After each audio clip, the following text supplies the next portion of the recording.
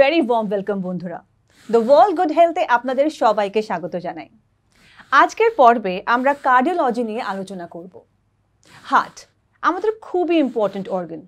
আমাদের হার্টে হালকা কমপ্লিকেশন হলেই কিন্তু আমাদের সিরিয়াস কনসিকুয়েন্সেস ফেস করতে হতে পারে।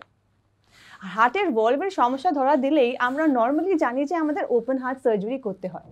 কিন্তু আপনারা কি জানেন এখন কাটা ছাড়া না করেই কিন্তু আমরা ভলভ রিপ্লেসমেন্ট করতে পারছি। আগে হ্যাঁ, ট্রান্সক্যাথেরার আয়োটিক ভলভ রিপ্লেসমেন্ট বা ইমপ্লান্টস শর্ট ফর্মে ট্যাভার বা ট্যাবি একটা রেভলিউশন এনে দিয়েছে in the world of cardiology. বিশ্ব জুড়ে কিন্তু এই কার্ডিওলজি ডিভিশনের নতুন প্রসিজার একটা অন্য মাত্রা এনে দিয়েছে। আর যাদের হাত ধরে এই ট্যাভার বা ট্যাবি ইস্টার্ন ইন্ডিয়ায় চলেছে, যার হাতে কিন্তু আমরা এই প্রসিজার পেতে চলেছি, আমরা আলোচনা করব with this panel of esteem doctors যারা কিন্তু আমাদের সঙ্গে রয়েছেন আজকের পর্বে। Let me have the pleasure of introducing them. সবার আগে আমাদের সঙ্গে রয়েছেন doctor Dilip Kumar, senior consultant interventional cardiologist and director cath lab, medical super speciality hospital. Very warm welcome sir. আমাদের সঙ্গে রয়েছেন doctor Debdatta Bhattacharya, Senior Consultant Interventional Cardiologist, Clinical Director and Chief of Cath Lab Services, R.N. Tagore International Institute of Cardiac Sciences. And last but definitely not the least, আমাদের সঙ্গে রয়েছেন doctor Prakash Kumar Hazra, Senior Consultant Interventional Cardiologist and Director Cath Lab, AMRI Hospital, Dhakuria, Kolkata. Sir আপনাদের অনেক অনেক স্বাগত জানাই। ট্যাভার বা tabby একটা রেভলিউশনারি টেকনোলজি যেটা কিন্তু আপনাদের হাত ধরে আমরা ইস্টার্ন ইন্ডিয়ায় পাচ্ছি। তাই সবার আগে স্যার আমি আপনাকে জিজ্ঞেস করতে চাই যে হার্টের ভলভে আমরা নর্মালি কি কি ধরনের প্রবলেমস দেখতে পারি? Thank you, Sweta. And to begin with, heart has got 4 chambers. চারখানা চেম্বার সঙ্গে চারখানা valve হয়। And we know valves, physics এ পড়েছি কি valves allow and ensures unilateral flow. Valves থেকে আগে forward flow হবে, backward flow হয় না। So we have got 4 valves in the heart: tricuspid valve, then pulmonary valve, then mitral valve, and then aortic valve. So এই valve গুলো থেকে these valves they possess tissue leaflets, okay? And these leaflets they open up and they close, so to ensure blood flow from them. And if there is thickening of these valves, thickening हो जाए, calcium deposition हो जाए, अथवा कहीं degeneration हो जाए, then these valves they can't open properly. So this problem we call as stenosis of the valves. আচ্ছা। At the same time, এই valves গুলো যখন close হচ্ছে, and so it shouldn't allow a backward flow. But if the backward flow is happening, this is called leak. So এটা দুটো problem হতে পারে, একটা stenosis and then second is leak of the valve, but we call incompetence. ওকে, তো sir আমি সবার আগে এবার আপনাকে জিজ্ঞেস করতে চাই যে এই যে স্টেনোসিস, এটা কি আর এর কারণগুলো কি কি হয়, কেন আমরা স্টেনোসিস ফেস করি? স্টেনোসিস যে ভ্যালভ আমরা মুখ্যত আমাদের আলোচনার বিষয় যেটা অটিক ভ্যালভের স্টেনোসিস, সেটা দুটো কারণে হয়। একটা হচ্ছে ছেলেবেলায় যদি কারো রিউম্যাটিক হার্ট ডিজিজ থাকে তাহলে তার স্টেনোসিস ডেভেলপ করতে পারে। আর এখন আমরা যেটা দেখছি যে বয়স্কদের যাদের কখনো রিউম্যাটিক ফিভার হয়নি, আমরা দেখছি বয়স্ক পেশেন্টরা তারা এওর্টিক স্টেনোসিস বা এওর্টিক ভ্যালভের সরু হয়ে যাওয়া এই নিয়ে হাজির হচ্ছেন। এখানে অনেক ক্যালসিয়াম ডিপোজিট পড়ে, এটাকে ক্যালসিফিক ডিজেনারেটিভ এওর্টিক স্টেনোসিস বলে। এবং আমাদের চর্চার বিষয় মুখ্যত এই ক্যালসিফিক ডিজেনারেটিভ এওর্টিক স্টেনোসিস নিয়েই, যেটা কিনা একটু বয়স্কদের অসুখ। In this regard doctor Hazra আমি আপনাকে জিজ্ঞেস করতে চাই যে আয়োটিক ভলভ স্টেনোসিস হলে আমরা কি করে বুঝবো যে আমাদের এই প্রবলেম হয়েছে? কোনো কি সিমটমস রয়েছে এটার? হ্যাঁ, অনেকাংশেই সিমটম থাকে, আবার অনেকাংশে সিমটম নাও থাকতে পারে। অজ্ঞান হয়ে যাওয়া, শ্বাসকষ্ট হওয়া, হাঁটতে গেলে বুকে ব্যথা, পা ফুলে যাওয়া, এবং এগুলোকে কিছু পরীক্ষার মাধ্যমে কনফার্ম করতে হয়, যেমন electrocardiography, ECG, simple chest x ray, then echocardiography. এগুলো করার পরে ডাক্তার ক্লিনিক্যাল এক্সামিনেশন করে আপনাকে বলতে পারে যে কোন ভ্যালভ কতটা ব্লক, তার কি করতে হবে, তাকে সার্জিক্যাল রিপ্লেসমেন্ট করতে হবে না কিছুই করতে হবে না, বা ট্যাভার করতে হবে। এগুলো আজকাল মডার্ন টেকনোলজি সব 100% অ্যাকুরেটলি বোঝা যায়। ওকে ডক্টর কুমার, যদি আপনি আমাদের জানান যে আয়োটিক ভলভ স্টেনোসিস হলে তার চিকিৎসাগুলি কি কি? Once these patients, aortic stenosis patients, become symptomatic, then it's imperative to treat these patients. কারণ মেডিকেল ম্যানেজমেন্টে বেশি ভালো রেজাল্ট হয় না, মোর্টালিটি রিডাকশন হয় না, সিম্পটোম্যাটিক বেনিফিট হয়। So দুটা পদ্ধতি আছে, একটা সার্জিক্যাল aortic valve replacement বলি আমরা, where we open the chest and we take out the diseased valve and নতুন valve ওখানে বসাই, and this valve can be tissue valve or can be a mechanical valve.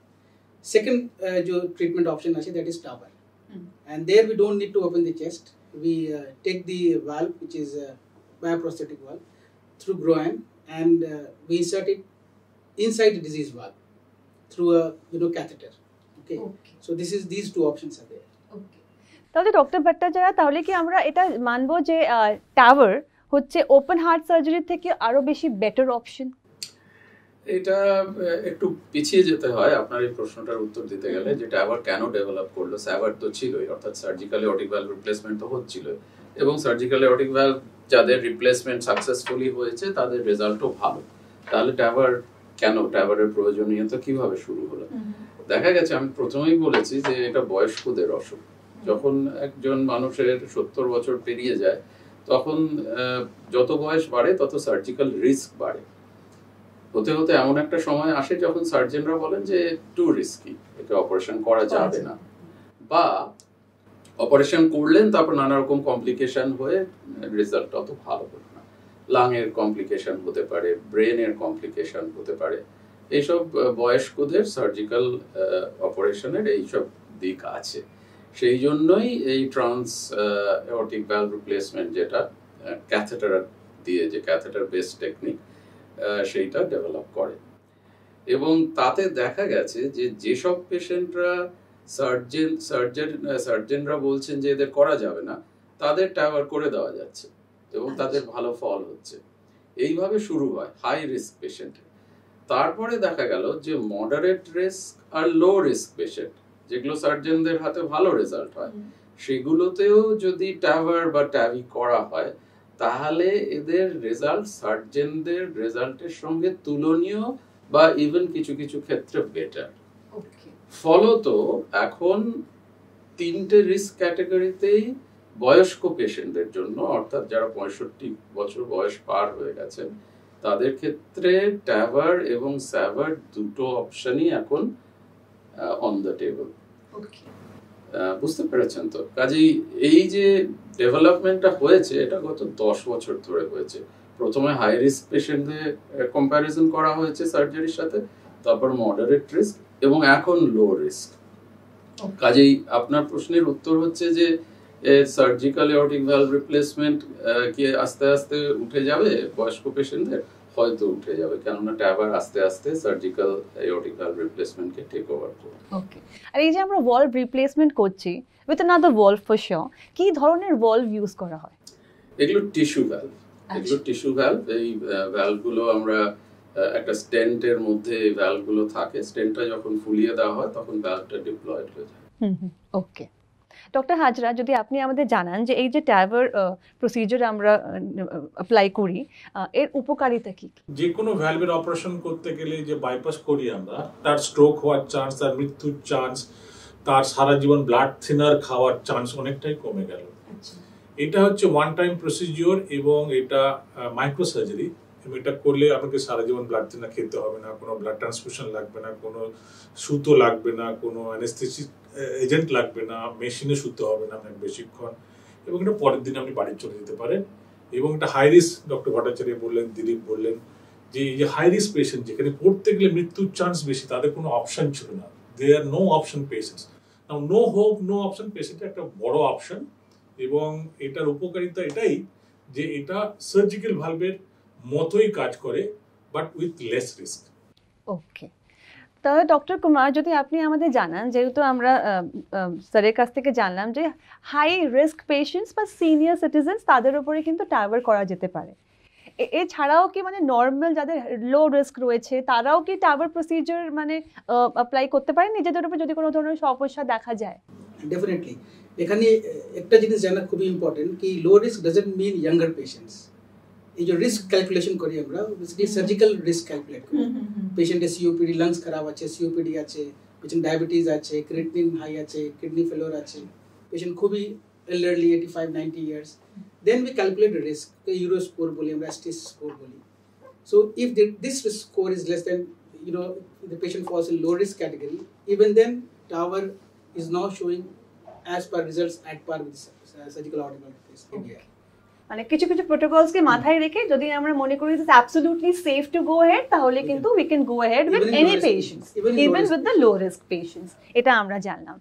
তবে doctor Bhattacharya, আমি আপনাকে জিজ্ঞেস করতে চাই, যারা বা যে পেশেন্টসরা টাওয়ার প্রসিজার নিতে চলেছেন তাদের কি আগে থেকে কোনো প্রস্তুতি নেওয়া উচিত? They need to prepare themselves beforehand with some, কোনো কি নিয়ম রয়েছে যদি আপনি আমাদের ক্লিয়ারলি জানান? হ্যাঁ, নিশ্চয়ই। এই প্রসিডিয়ারটার আগে, যে কোনো সার্জিক্যাল প্রসিডিয়ারের আগে যেরকম কেয়ারফুল প্ল্যানিং লাগে, টাওয়ার প্রসিডিয়ারের আগেও খুব কেয়ারফুল প্ল্যানিং করেই এগোতে হয়।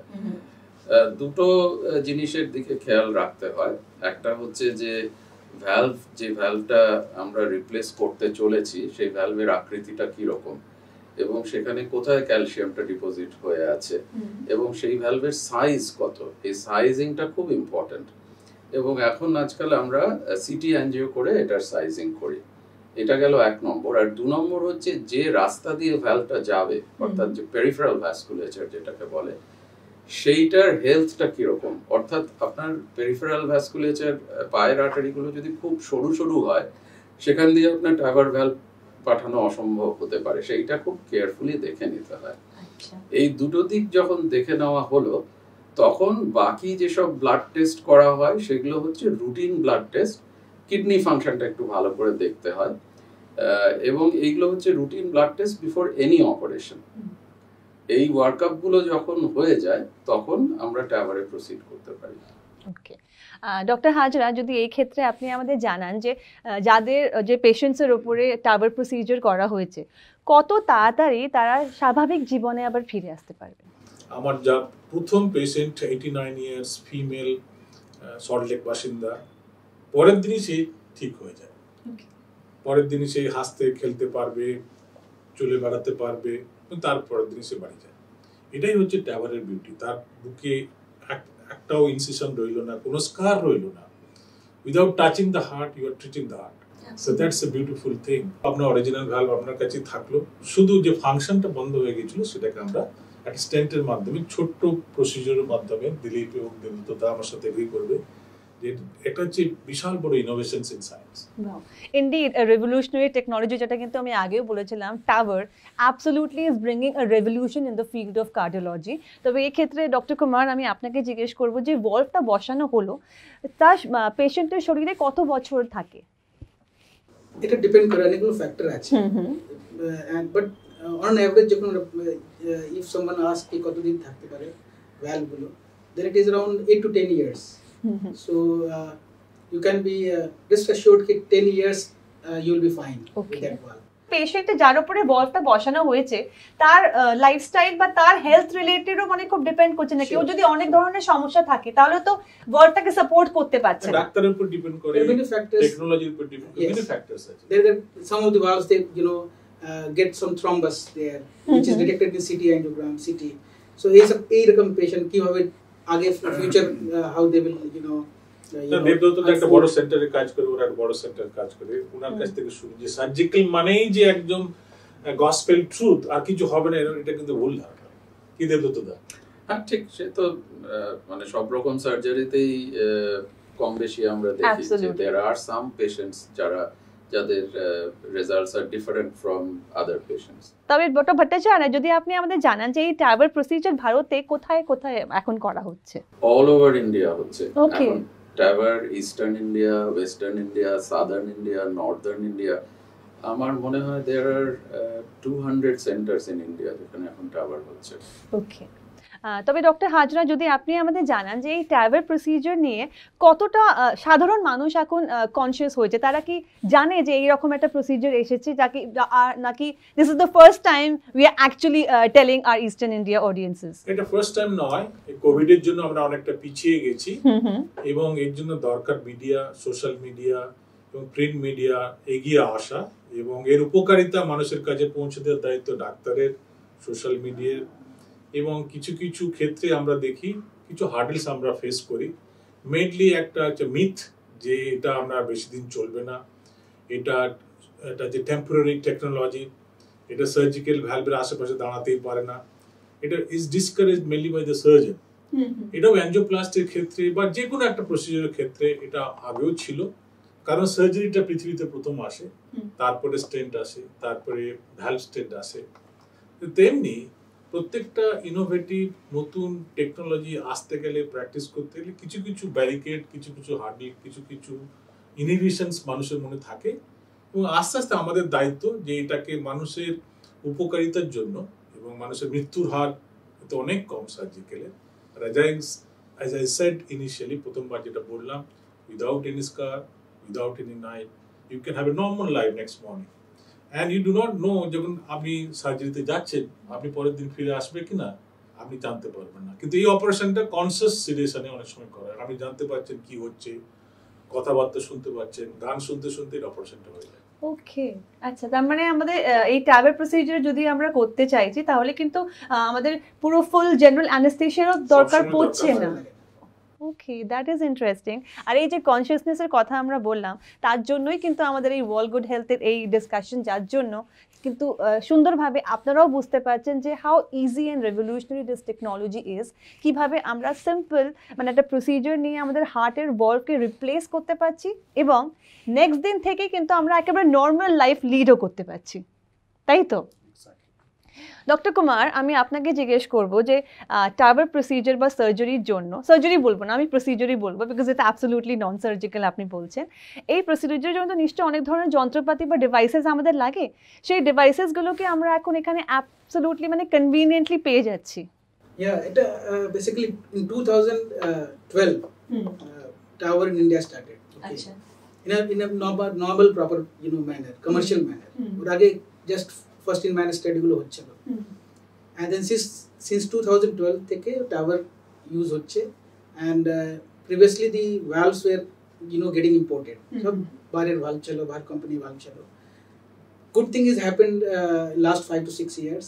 Our Indian valves have come up, so indigenous Indian made in India valve, and their performance is as good as the best in class valves, and they have got also studies which is done on animals and human studies, and they are at par with the all the valves, and cost wise these are 40% cheaper than the imported valves. Okay. So this is a very very good development, আর আমরা feel করছি future belongs to tower in cardiology তে যত tower procedures হবে, patient within 24-48 hours patient is absolutely fine, in 72 hours he is going home. Exactly. So we look at a very bright future for TAVR. এটা কিন্তু খুব ভালো option আমরা পেয়ে গেছি, কারণ যদি আমরা উইদিন 72 আওয়ার্স একেবারে একটা নর্মাল লাইফ লিড করতে পারি, তাহলে কিন্তু কে এই ধরনের, ভগবান না করুক কারো এই ধরনের হার্টের সমস্যা হয়, কিন্তু যদি গড ফরবিড হয়েও যায়, we know that we have a safe technology, a safe procedure, আর এই এস্টিমড ডক্টরসদের হাত ধরে কিন্তু আমরা সুন্দরভাবে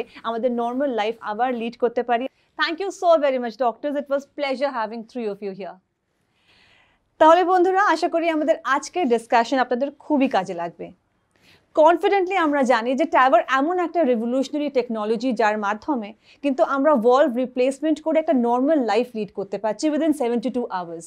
বন্ধুরা, আশা করছি আরেকটা প্যানেল অফ ডিসকাশন নিয়ে আমরা আবার ফিরে আসবো in this platform. Until next time, take very good care of yourself, stay happy, stay healthy, and take very good care of your heart. Bye-bye.